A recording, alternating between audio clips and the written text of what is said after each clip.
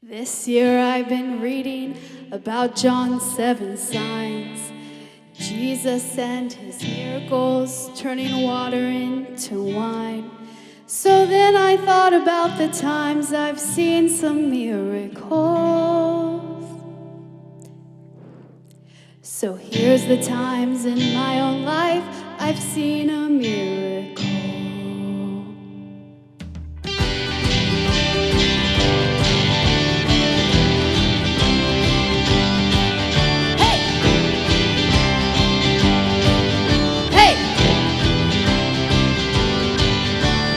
I always hate this time of year when I have to pay the tax.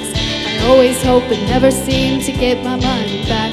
I sent them off in March even though it was my goal to get them in by August, so it was a miracle. Oh, lighty-lighty-lighty-di, lighty-lighty-di, lighty-lighty-lighty-di, it was a miracle.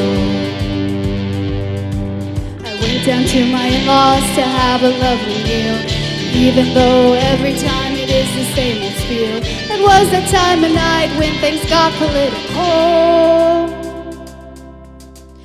but we kept it civil, which was a miracle. Oh, lighty-lighty-lighty-di, lighty-lighty-di, lighty-lighty-lighty-di, it was a miracle. I started out one morning down at the D&B. I got down there by 8 so I could leave by 3. And then the lady called my name and oh, my heart was full. It only took 6 hours, so it was a miracle. Oh, lighty-lighty-lighty-di, lighty-lighty-di, lighty-lighty-lighty-di, it was a miracle. My calendar reminded me it's time for our spring break, the time of year our family spends money that we make. We got back late last night and our bank account was full. Kidding, I just bounced a check, that would be a miracle. Oh, lighty-lighty-lighty-di, lighty-lighty-di, lighty-lighty-lighty-di, it was a miracle.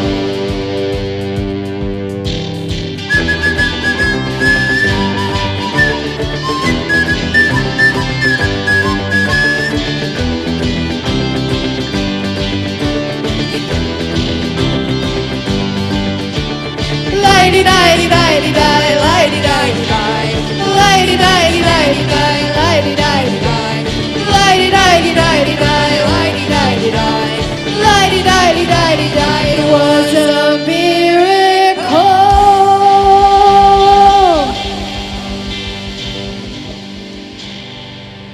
Woo! You'll have to excuse me. I had a lot of caffeine, so I have like unintentional jazz hands this morning. Getting down for St. Patrick's Day. I would like everybody to look to the person to your right. Give them a good look up and down. Then I want you to look to your left and look at that person. Now, if that person is not wearing green, I want you to give them a good old pinching. Yes.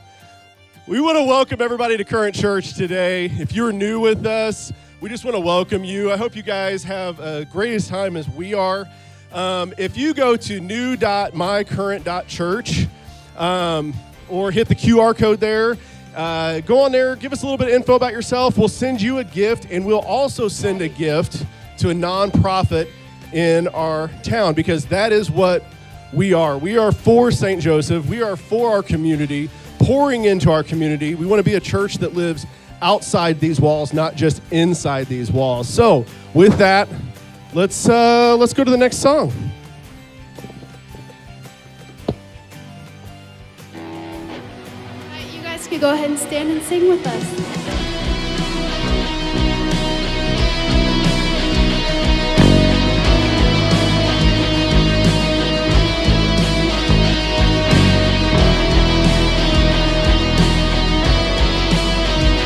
If you would have told me all of the ways that one day God would choose to use me, how he would pour out on me blessing after blessing, I'd say you're crazy. If you would have told me how many times I'd feel his kindness and his mercy, you don't know half the things I've done to make me sorry, but I know He loves me. I know He loves me. That's who my God is. He breaks impossible. He moves in miracles. He's author of it all. He is unexplainable. He loves unstoppable. That's who my God is. If you would have told me all of the ways I'd see His hand over my family, all of the lives I'd see Him change, and all the stories, I'd be on my knees. And if you would have told me how many times you showed the enemy was bluffing, how many giants He would slay like they were nothing, oh, I'd start jumping. That's who my God is. He breaks impossible. He moves in miracles. He's author of it all. He is unexplainable. He loves unstoppable. That's who my God is. Higher, higher and higher, higher and higher. Your thoughts, your ways, your love, oh God, are higher. Higher and higher, higher and higher. All glory, praise, oh God, we lift you higher. Higher and higher, higher and higher. Your thoughts, your ways, your love, oh God, are higher. Higher and higher, higher and higher. All glory, praise, oh God, we lift you higher. Higher and higher, higher and higher, higher and higher. That's who my God is. He breaks impossible. He moves in miracles. He's author of it all. He is unexplainable. He loves unstoppable. That's who my God is. He's beginning and the end. He's my Savior, He's my friend. He's the only, He's the one. Father, Spirit, and the Son. He's the power over sin. That's who my God is. That's who my God is. That's who my God is. Whoa, that's who my God is.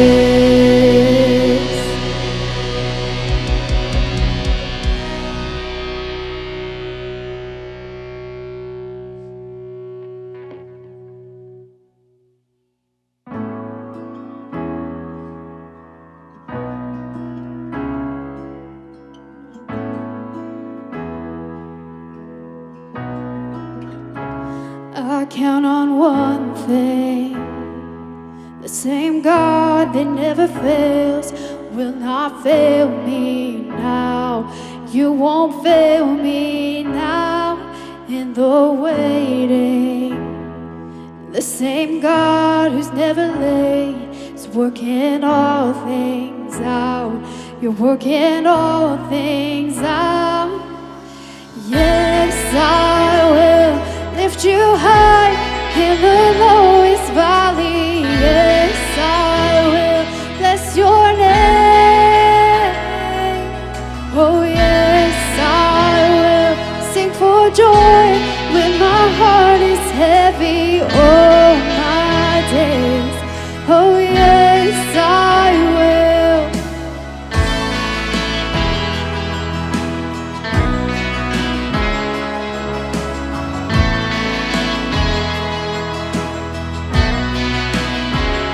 I count on one thing.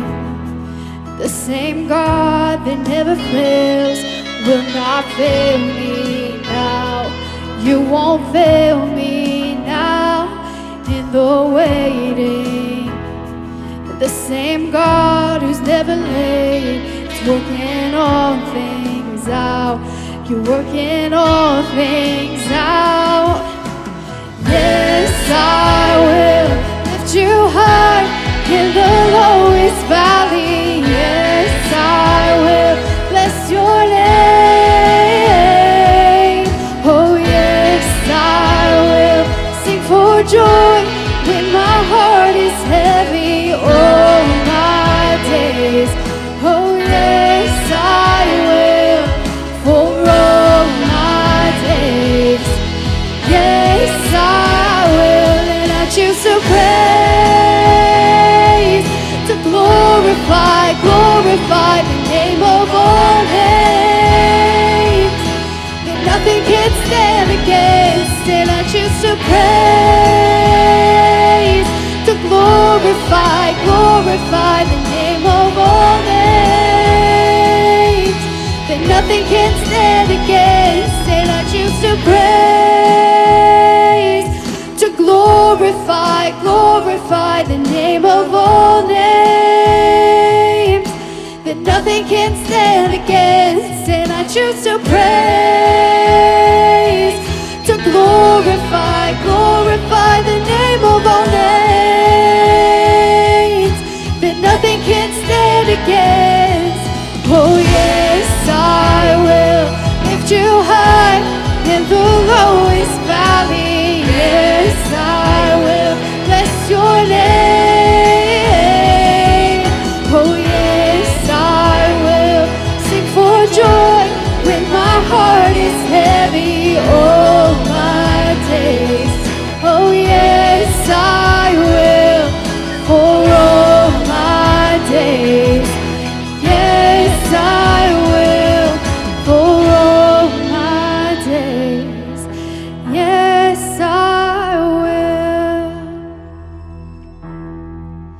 So this past Wednesday, Melody said yes, she will follow Jesus for the rest of her life. And today, we would like to share with you guys that video of her being baptized.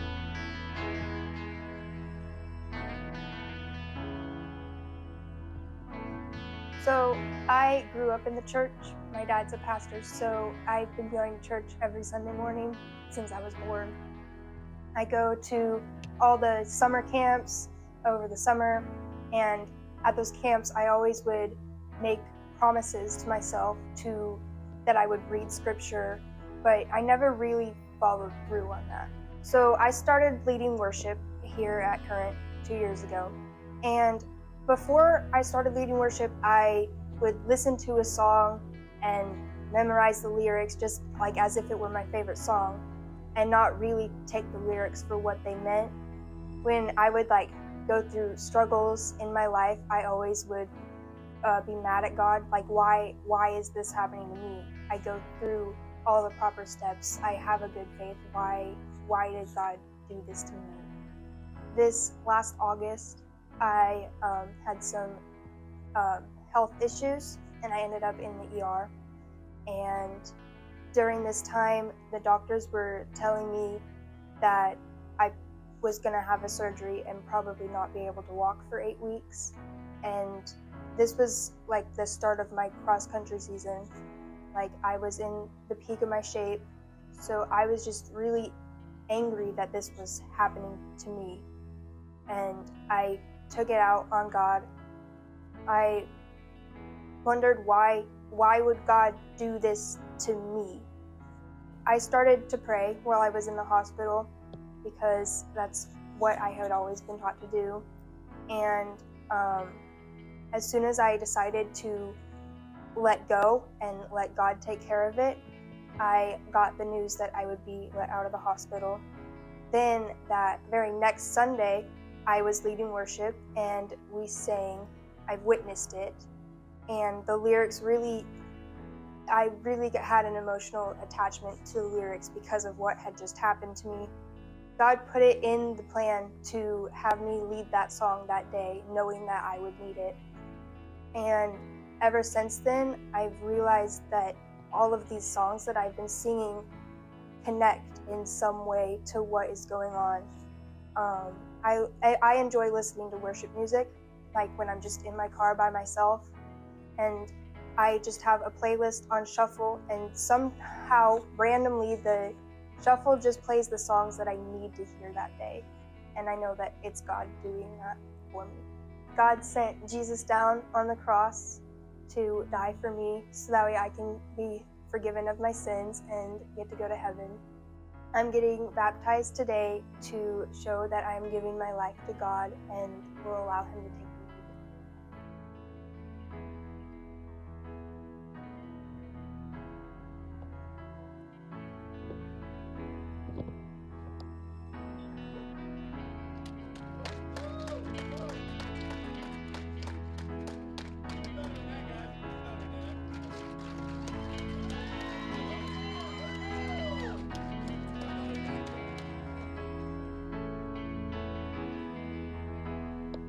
Here we go. There we go.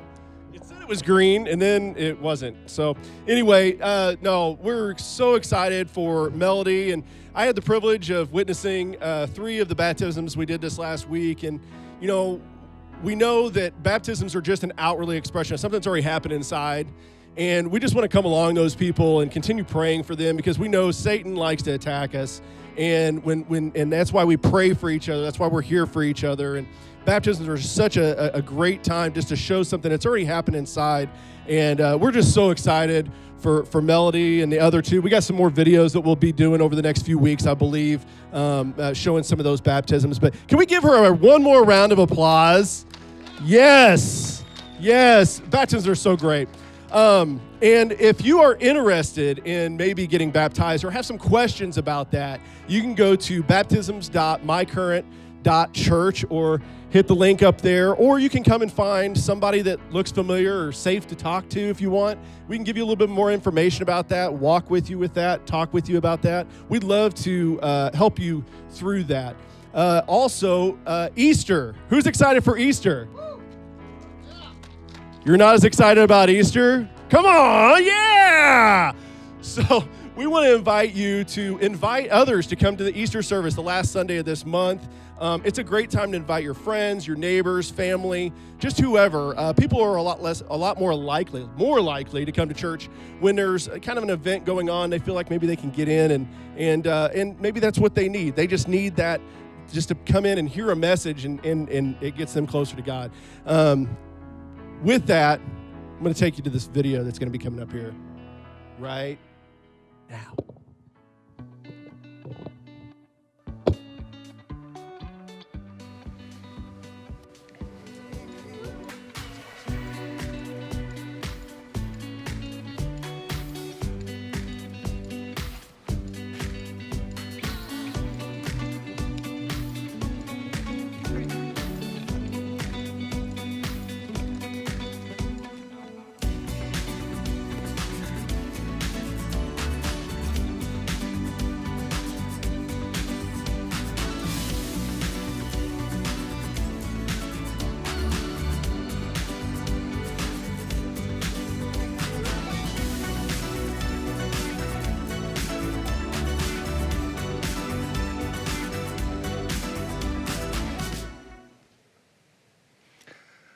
Hey, you guys hope, right?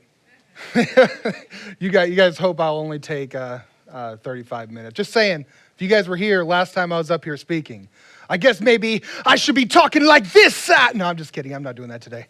But if you guys were here for Super Bowl Sunday, I had 5 minutes and I went over. So let's see what I can do with 35 minutes, right? Hey, those of you who guys are online right now, I want to say welcome. Thank you guys for allowing us into your room, or maybe even your hotel room, looking at you, Ben.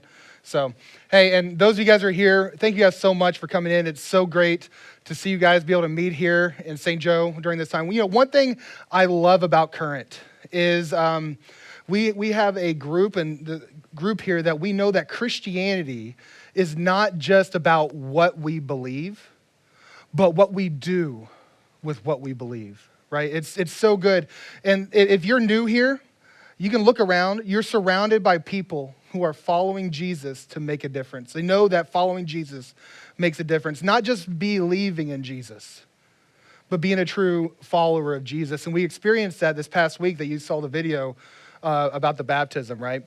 So we experienced that just last week. And you guys are going to want to be here for the next few weeks to see those other baptism videos, because they're great. So It's no secret that I would say that I love the local church. Like, I mean, I'm here, I'm a part of it, so I really love the local church. But not just talking about this church, but what the local church does for the community, right? So I grew up very heavily involved from about 7th grade on, and when I was going to church on Wednesdays, on Fridays, at Friday night services, Sunday morning, Sunday night service, Bible studies. Every chance I could get a part of church, I really wanted to be in it because I loved it so much. But being in there, you get the best of church, you get the worst of church, right? Like there was times where growing up, I'd come out of a worship service that we were in or any kind of music, and I was like, man, I really felt God moving. Woo, that was good. And then there's other times where I walk out and I'm just tired. I kind of wish I would have slept in. And I hear other people saying, man, I really felt God moving. And I could think to myself, the room was just full. It was a full room. But you know what? You get your ups and downs. And I don't know if you guys ever felt like that, unless I'm the only one, but you almost become complacent. But no matter what, you kind of get pulled back, right? Because of what the local church has taught me. So, and I tell you what, I was an absolute mess before I started going to church when I was a teenager. Like, I was a mess. It was the early 90s. I was wearing baggy pants. I listened to ICP, and I was a cussing machine. All right? If you don't know who ICP is, don't go look them up. Just know that it stands for Insane Clown Posse, and that's all you need to know. All right? So when I say that the local church saved my life, I really mean it. And I'm not saying that the local church didn't do anything. It was absolutely Jesus. But what the local church was able to facilitate really saved my life. And it wasn't like an intervention, right? Like they'd have to intervene in what I was doing. I wasn't that bad. But it was more of a prevention. And I can tell you what, I can imagine where I would be without the people that invested in me whenever I was young. Whether it was my youth pastor, or whether it was, there was a lady in the church that would drive me everywhere because I started going to church before I could drive. And she would drive me to church every Wednesday night, every Friday night, just so I can go because my parents wouldn't go to church. It was just me. My youth friends that I had to help hold me accountable whenever I was a kid, I can imagine where I would be because I was on a really bad track before that. I would be a much, much messier person. Church did, when I look back at it and I think about it, church did 4 particular things for me that really saved me for grit. I want to share those with you there. The first thing that church did for me was informed my conscience. So I grew up when I was in church listening to practical teaching, right? It was practical teaching, but not just that. I didn't even step foot into a church until I was in 7th grade. So this isn't my testimony time. I'll give that another time. But so when I started going to church, not only the practical teaching helped me, but actual learning about the Bible helped because I had no idea. My idea of church before 7th grade was a bunch of old people sitting around a campfire saying Kumbaya. Like that's what my idea of church was. But once I got into the church, it helped me avoid those ethical landmines. And I'll tell you one thing that the church really taught me. So I grew up with just my mom and my sister. And now I have my wife and my 3 daughters. My dad was not present. And so one thing that the church taught me was my youth pastor almost became my spiritual father. And he showed me exactly what it meant to be a Christian. But one of the biggest things he taught me was that anytime I'm around women, whether or not I was young and had girlfriends or whatever, or even now as with my wife, that I need to treat women like I would want someone to treat my mom and my sister. And that was huge for me because I grew up watching my mom beat on. And so I carry that even forward to today, and I'm thankful that I was taught that because I now have 3 daughters of my own. It taught me not to mistreat others, not just women, but you just be a good person. Right? That's something that's definitely taught in the church. And a second thing that the church taught me was it instilled a sense of purpose. It taught me that I was created on purpose and for a purpose, but guess what? I am not that purpose. Who would have thought that? It taught me that God had a plan and that whenever I would pray, when I should pray, I should be like, God, show me your plan. Not my will, but your will be done. That was all taught to me in church. And today I still pray that.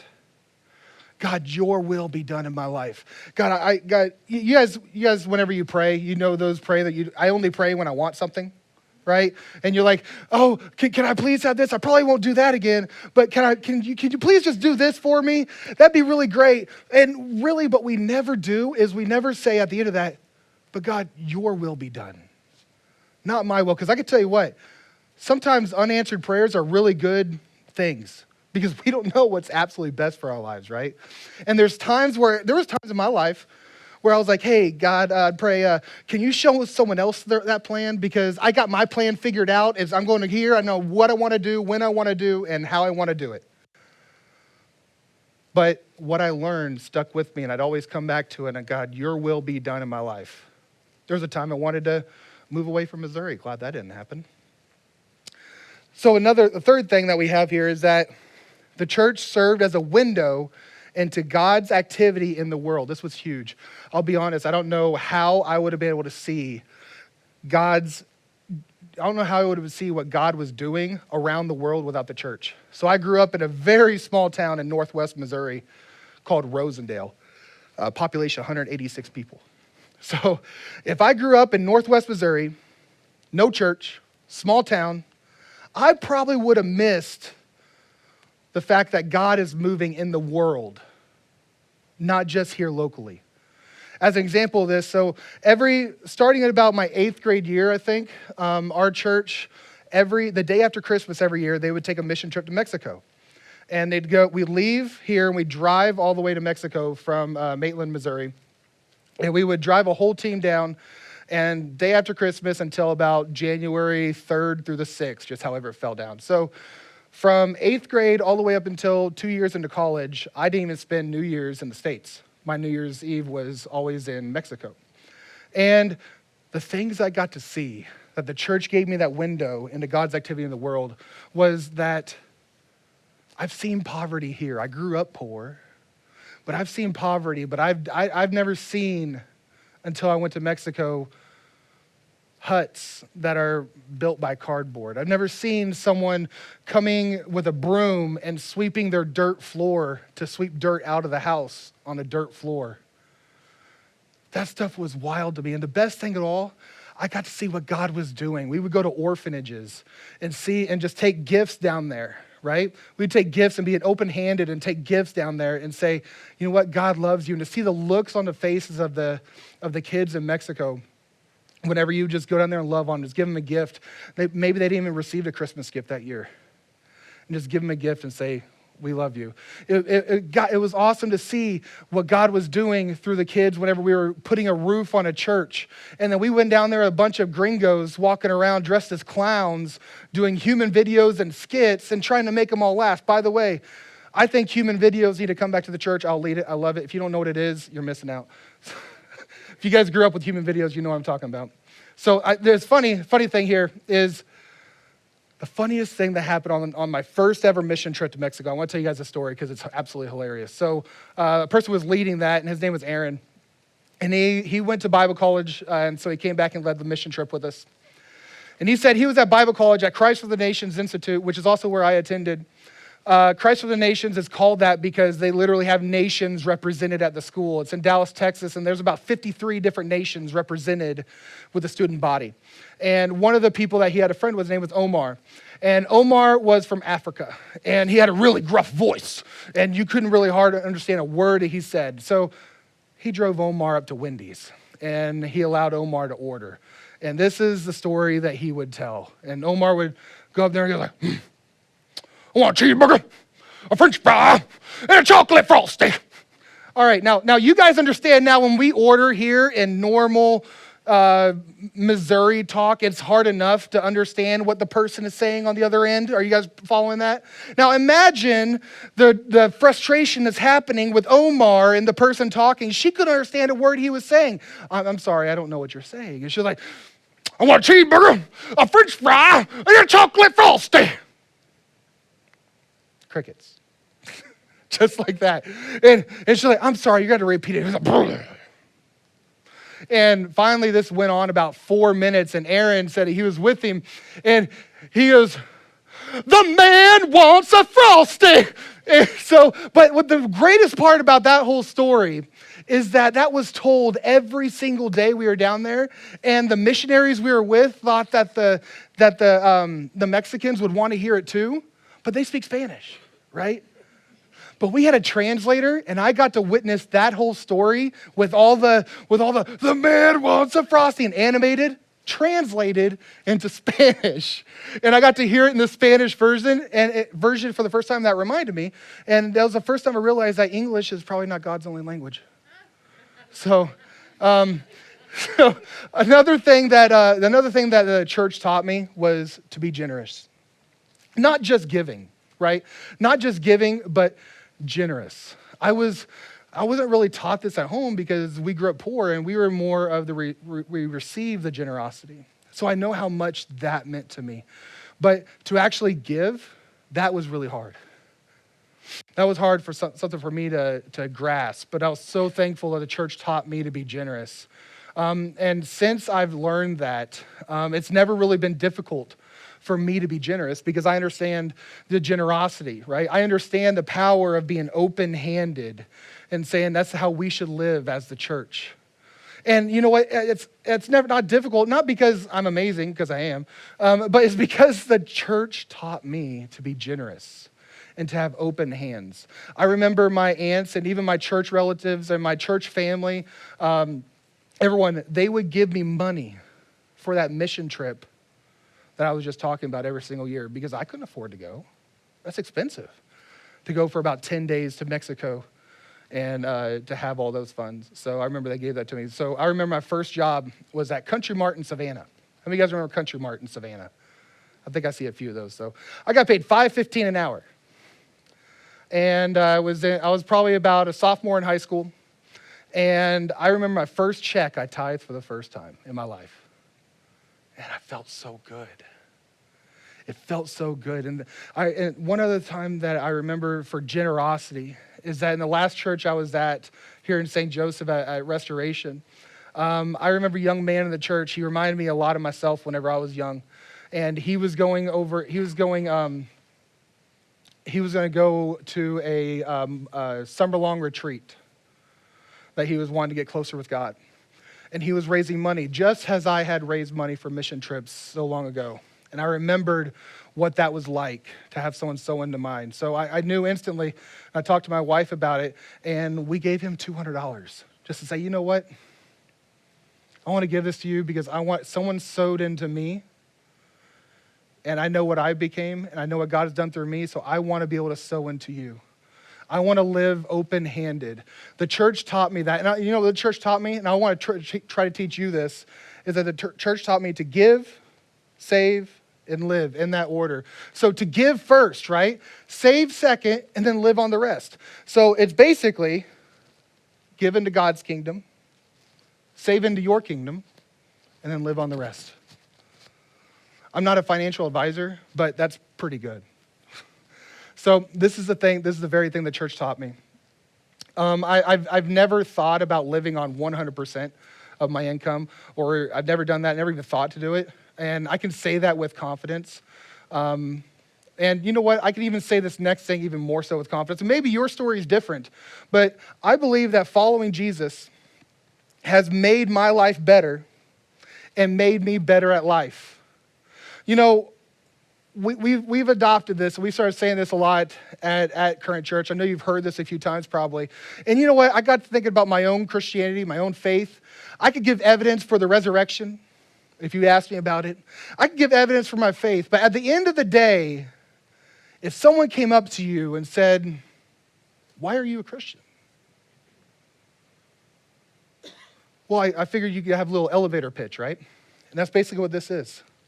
It says, following Jesus has made my life better, has made me better at life. Jesus has made me better. That may sound selfish if we just stopped right there. But right here it says, and made me better at life. It's because it's taught me not to be selfish. So I love the local church. Even with its failures that we've had. We're not perfect, right? The local church is not perfect. We've probably had hurt stories from the church. We probably have those from the different inconsistencies or the somewhat strange part of the local church. I'm sure you guys, I guess if you met me, I guess I'm a strange part of the local church. But church is not just good for me. Church is not just good for you. Church is not just good for us. Church is good for the community.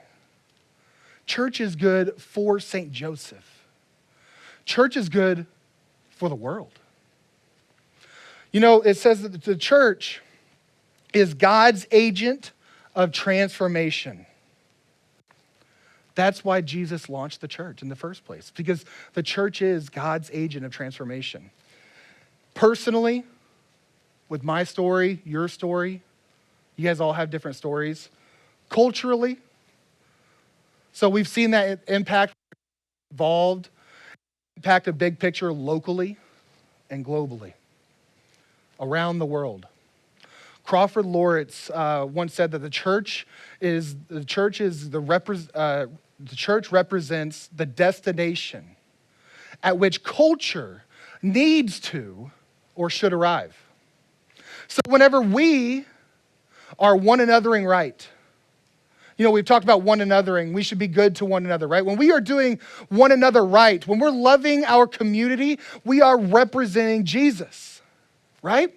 When we live open-handed and transparent, we represent what culture should be drawn to.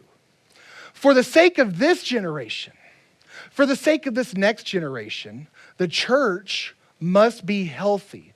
But in that healthiness, it needs to be outward, right? We're not just thinking inward. It needs to be outward. It needs to be authentic, relevant. We need to be facing the correct way. We need to be real. And that's the goal of Current Church. We want to be outward facing. And I'll tell you what, that's not easy. It's not easy to be thinking outside. It's not easy just to be thinking about we want to be for St. Joseph. We want to be for those people, because even in our short life here at Current, where we've been a church, the gravitational pull for a church is the pull towards what I call insiders. Were you guys with me there? So you guys think of a church, we've probably all been in churches like this, and it's not bad, it's just easy to do, is you want to sing the song of the Mimi Bird over and over, me, me, me, me, me. And we want to think of just us, you know, hey, you should come to our church. Come here. And when they come here, we're saying, hey, I'm so glad you're here. We have all these really cool events and everything. But instead, that's the natural gravitational pull for the church to pull inward, which is the reason why we so desperately need to be outward focused. We want to be focused on unchurched people. And that is what we are trying to do here at Current Church. That is why we are part of network churches all across the nation that is determined not to be inward focused and not to be selfish, but instead we need to be focused that the church must be on mission and it must be on message. On mission, meaning the mission is that we are going to make followers of Jesus to all nation. I mentioned this earlier, not just believers. It's easy to believe. There's many people out there that believe in Jesus. But we want to encourage and equip you to be a follower of Jesus, no matter where you are on your spiritual journey. And on message. The message is that God so loved the world that he gave his self. That's the message of Christ. That's the message of Christianity. I am more passionate than ever on this subject because I know what, we're not perfect. We're not perfect, but I'm so much for this community and for St. Joseph. What really makes me mad, I hope it makes you guys mad too. And I've been guilty of saying it. You probably guilty of saying it too. But have you guys heard the terms when you hear something bad happen in St. Joe and you think that's St. Joe's finest? Let's take that out of our mouths. Let's be passionate about our city. Let's, instead of just saying, oh, well, that's what it is, let's be the reason that changes. Let's love those people out there that need to be loved. We're not perfect, but I believe that God has positioned us in this community right now for this time to spread this message that God is here for all people, no matter if you're a follower or not, and for all time. Regardless of those people's doubts, regardless of those people's questions they may have, regardless of their church experience, no matter what. It doesn't even matter if they come here to church with us. We're here for them because we care about them. So we're entering political season, right? In fact, here in a few weeks, Ben's going to be talking about politics in April. So I bet he's real excited about that one. But listen, I love this country. And I know you guys do too. I love this country so much. But I really, really believe that the best thing for, not just this country, but the best thing for a country is to have a healthy, outward-facing church. I believe that the health of the nation mirrors the health of the local church. One reason I say that is this. The church provides the strongest argument for dignity of individual rights and human rights. Tell you what, we are lucky because human rights feel natural, don't they? In our aspect, human rights feel natural. That's because we've been taught that. That's because we've been taught that human rights are natural. That's the reason why we've been taught that is because Jesus' teaching still permeates all the way through Western culture. There's a shadow of Jesus' teaching that happened 2,000 years ago, right? That is still over us today, that we are experiencing here. Even around people not Jesus followers. Even among those people that are not Jesus followers, they're still feeling that because of what was taught by Jesus 2,000 years ago. It was Jesus and it was the early church who taught everyone who they came into contact with bears the image of God and that we should have respect for them for that. That was Jesus' teaching. Regardless of who we are, regardless of what you've done, regardless of where you're from, regardless of the differences that people may have, many of you guys think that this is a natural thinking. But natural way of things before Jesus was to look out for yourself. That was the natural way. I mean, even in the United States, until about a few decades ago, it wasn't natural to think about your neighbor. We got to be careful not to slip back into that again. Again, this comes from Jesus. And let me tell you what, if you struggle, or there's many people out there that really don't like the church. And if I may be honest, there might be good reasons for that, because we need to be better, right? But if they struggle and they wish the church to be gone, I would say be careful what they wish for. Because if you may not like it, what happens if the church is gone? You know what the church does? There's a really study. You guys can go look at it. I want to show you this study that came out in 2022. I challenge you guys, if you guys don't believe it, go look at it because you're going to want to know this. Christian philanthropy accounted for 70% of all American philanthropy in 2022. Imagine that. 70% of all philanthropy gone. What would that be like? Nations would be more selfish without the church. In fact, 40 of the 50 strongest charities in America right now are faith-based. You want to know what this number accounts for? 70% of all the philanthropy? Over $300 billion. That's a big deal. That's the power of the church. Because the church lives out Jesus' teaching. In the United States, we're poor financially. We would be poorer financially. We would be poorer ethically and morally if that disappears. You can go to the next slide for me, Gideon. This is what we're doing for St. Joe. This is why it's so important that we know that we are for St. Joe and St. Joe matters right now. This is why we should ensure that even our finances are strong and we're making a community difference here in St. Joseph. Because we really can't change the world, right? But we can change this community by just giving them love. Those who condemn the church for its blind spots. Sorry, Philip Yancey here. Philip Yancey wrote a book called Vanishing Grace. And I want to read you this little snippet from Vanishing Grace. Those who condemn the church for its blind spots. Blind spots? Yep. We have blind spots. In the church, we have blind spots.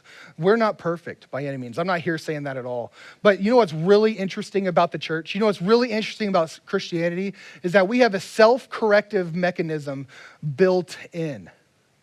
That's the teaching of Jesus. Whenever we have those blind spots, we have the teaching of Jesus to pull us back in.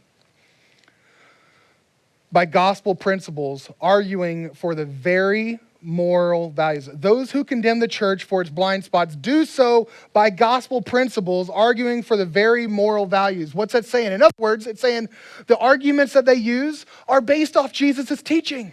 They don't even realize it because it's been taught this whole time. That was introduced to the world by the church. And so we said by the gospel, they're originally set loose in the world. And you might talk to Philip and you say, Philip, well, do you have any examples of these? He's like, sure, I got tons of them. Here's the examples right here.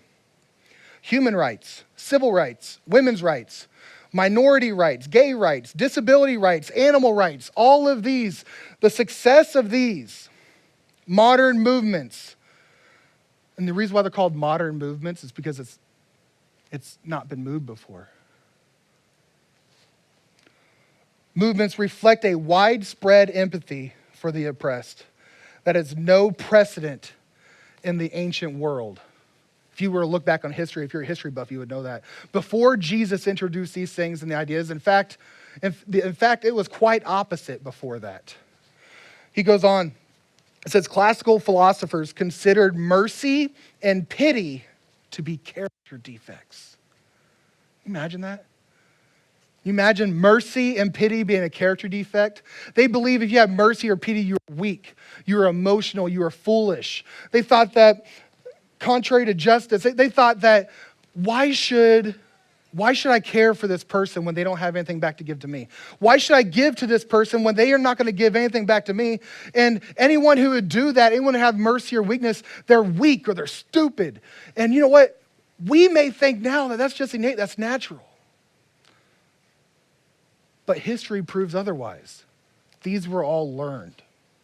Contrary to justice, he goes on to say, not until Jesus did that attitude change. Not religion. Religion didn't change the culture. I want you to hear this. It's not religion. It's the teaching of Jesus that changed this. And the church that implemented it is what changed the culture. Listen, what was not self-evident became self-evident to us because of Jesus and the church's teaching. In regards to this, you know what the government does? So what the government does in regards to what we're talking about now is that it basically tells us how low can we go before we go to jail, right? And the media tells us how low we've gone. So we know how low we can go. So here's the question. Who challenges people to live to a higher standard? Who inspires self-control for the benefit of others? Who instructs us to do one thing? If they changed one thing, if everyone did this one thing coming up, it would change everything. The world would change in just 1 month if everyone did one thing. You know what that one thing is? Love your neighbor as yourself. That's it. And just deviate from that real quick. I want to check here. Make sure you love yourself first. Because if you have a problem here, you're not able to love yourself, you're going to have a problem loving your neighbor as yourself, right? But who challenges us to take this a step further? Love your neighbor as Christ loved you. That's how much you realize how you can love yourself, is know that Christ loves you. He died on the cross for you. Only Jesus and his church have shown this. Listen, if Jesus followers, and I'm talking to Jesus followers out here, I understand if there's anyone listening on online, or you may be even here that you're like, you know what, I even struggle with my own faith. It's okay. I want to talk to believers real quick. People who are followers of Jesus, whatever you want to call yourself, a believer, a Christian, a Jesus follower. Here's my challenge. Is whether or not you like it, whether or not you want to do it, or you thought about it or not, but God has given us an opportunity. He's given us a responsibility that we are the stewards of the church of our generation right now. So what are we going to do with it? That's what we got to ask ourselves. You know what? You know who's at stake with all this? I'm going to show you a picture. This is who's at stake. These are our youth. Ben took this picture back in the fall because he was moved by the amount of students that he had in his home doing youth ministry. This is the future. This is the future of the church. This is the future of our nation. They matter. They matter so much. Here's another favorite pick that we have. I don't know if Prince here or not, but Prince there leading and speaking to kids. You guys as leaders matter. Because why we have to take church seriously is that we need to be pouring into those kids. You know, back in the fall, we invited you guys to step up if you wanted to serve and be a part of the church. And many of you guys responded. And I want to say that's awesome. But today, I'm going to ask again. I'm going to ask again because I think we have this huge responsibility that we've been talking about, right? That some still show up just to consume. And that's okay. If you're in that season of life and you need to consume. But if you've been consuming for far too long, you might want to listen up here because we'll be here for you to consume, if that's what it means. We don't have a membership. You don't have to sign a subscription to one of your many, many different streaming services. We're here for you no matter what. But we need more to step up to. You need to get involved in your local church. If you're watching online right now, and you're elsewhere and you're outside of here, you need to get involved in your local church because the local church matters for what it does to that community. And if you might say, well, you know what, I don't like any churches around me. Well, you know what you should do? Then go to one you don't like and serve because it's that important. Listen, we don't want the church to go away. I know you don't want the church to go away, so I'm asking for you to get involved meaningfully, either with serving or with your finances or both. But we need to maximize our impact here in St. Joseph because I'm telling you, we are for St. Joseph. And I'm going to say that over and over. It's my favorite thing to say because we really believe it. But here's the thing. Most Christians, they're just content to consume. It's natural, right? You're too busy. You don't have anything. You think about a gas station on an old country road, right? You drive past it all the time. You never even look at it until you need it. But I tell you what, that's a lot of how Christians view the church.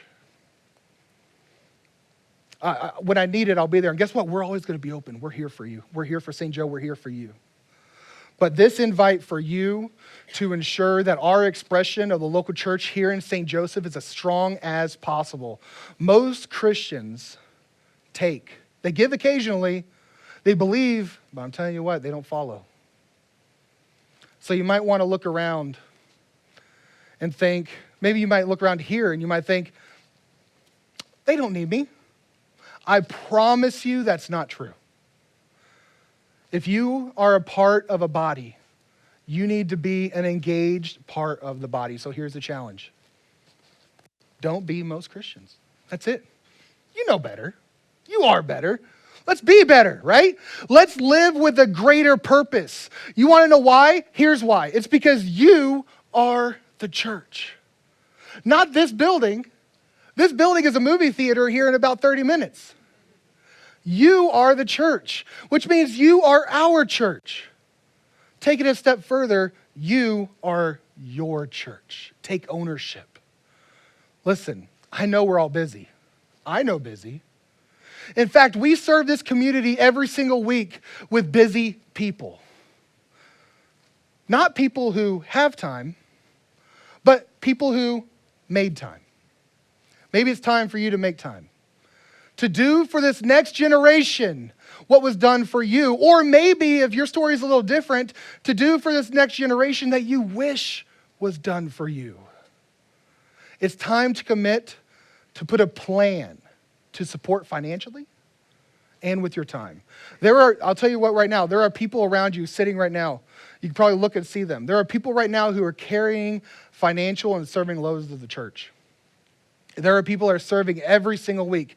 And to them, to you who are looking at me right now, I can't say it enough. Thank you. Thank you. It is awesome what we do every single week here at Current. It is awesome that you came and served at an elementary school to show them a movie just to say we love you. You get it. You understand. And for those of you that just want to show up every once in a while, you're content just to receive. It might be a little harsh here, but you owe that group huge gratitude. But more importantly, you owe it to yourself. You owe it to your kids. You owe it to this next generation to ensure that Current stays on mission and on message. The mission being that we're going to create followers of Jesus Christ. And the message being that God so loved the world that he did that very thing for this city. To do for others that what was done for them or what they wish was done for you. That's the message. So here's the promise. I'm going to give you a promise today. I can absolutely promise this one thing. If you walk out today and you only show up when it's convenient, here's the promise. We'll be here because we love you. When you walk in with a broken life, I want to make sure you guys hear this. When you guys walk in, your life is broken. When you walk in and you have kids issues, you have marriage issues, we'll be here. Because not only are we for St. Joe, but we're for you. I want you guys to understand that. We won't care at that time how much you're giving or whether or not you're serving, because we're here for you. We are the hands of Jesus for you with open hands. We're for St. Joe, we're for you. Church is God's agent of transformation. Remember, I mentioned that earlier, and that was happened for me because the church was God's agent of transformation in my life. I'll challenge you right now. If you've benefited from the church in some way, whether or not whatever they've done, or you've wished that you've benefited from the church in some way, it's time to give back. So here's a challenge for you guys today. I want to open it up that if you guys are interested in serving here at Current Church, we would love to have you. There's going to be a QR code up on the screen. You can go to serve.mycurrent.church. You can speak with anyone around here. We'll leave the QR code up there for a little bit. Type it into your phone, whatever you do. But here's the challenge. Serve in some way. I'm not even asking to give money. I just want to serve by you guys. I want to rub shoulders with you. And when you go to that link right there, it'll give you an option to pick different things, right? It'll give you an option to pick maybe some areas that you're involved in. Maybe you don't know. Just come talk to one of us and say, hey, where can I be of help? Whether that's helping out with the kids across the hall, whether that's just serving food to guests as they come in, or being a welcoming hand and saying, hey, it's so glad to see you today. Whatever, maybe you might have a gift of music that you haven't told us about. Why? Talk to us, please. So whatever that is, talk to us, and we would love to serve right along with you guys. Hey, listen, we got big things for this community. We got big things for you. We got big things for your neighbor at home, and we got big things for the person that you first see when you walk out of this place. It's because Jesus is that message that we're going to be bringing to St. Joe. Let's pray. Dear Heavenly Father, God, we thank you. We love you so much. God, we thank you so much for dying on the cross. We thank you so much for giving us that teaching 2,000 years ago that Jesus came and that the local church at the time then cast that shadow. Thank you that we have the benefit. Thank you that we have the luxury of having those freedoms that was taught by Jesus so long ago that we are still living under, that has that shadow that's been casting over us, God. But God, I pray today, God, that we're able to take up that mantle for this generation and the next generation and those kids as kids, God, that we can start making a difference here in St. Joseph in homes, in the homes of people here. That's where it starts, God, and it's a ripple effect across everything. God, it's in Jesus' name we pray all that in your name. Amen. Hey, guys, thank you guys so much. Listen, we mentioned earlier, we got Easter coming in a few weeks. Invite some people to come in because we have great plans. And you definitely don't want to miss next week for the new baptism video we're going to have. And hopefully we'll see Ben back here next week. I don't know how much he's going to be doing, but things are looking great. Hey, you guys have a wonderful week and be blessed. Thanks.